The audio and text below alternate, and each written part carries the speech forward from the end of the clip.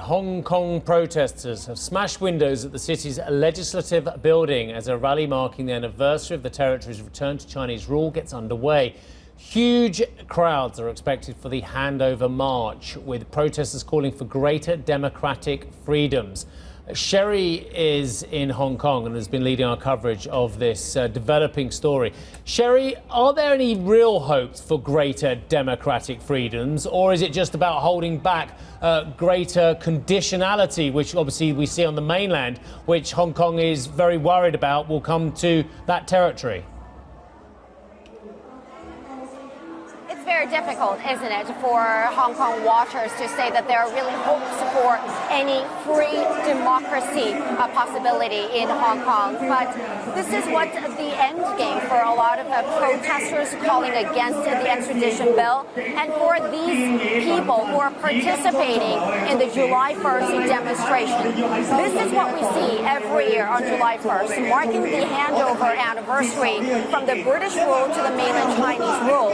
But this year, we're expecting a much bigger scale of a turnout because of all the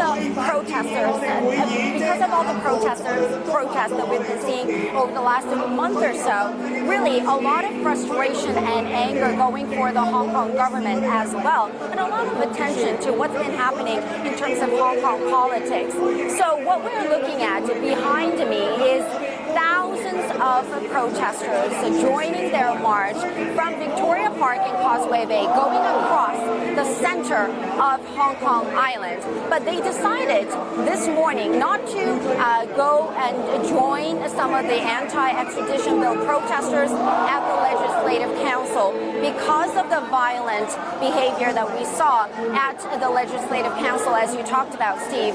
So this is their effort, trying to keep things peaceful and making sure that they garner enough public support and have more people to come out and join on this public holiday. In the meantime, interesting narrative change in Hong Kong, that some of the protesters actually chanting for a reform of chief executive election process.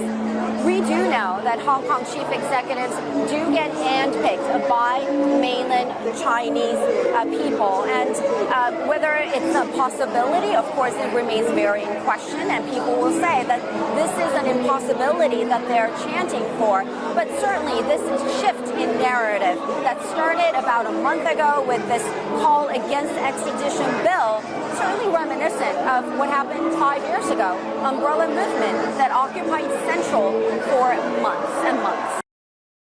Hi, I'm Joanna Bersecci, and thank you for watching. You can check out more of our videos by clicking on the boxes on the screen. And don't forget to subscribe to our channel for more from CNBC International. Thank you for watching.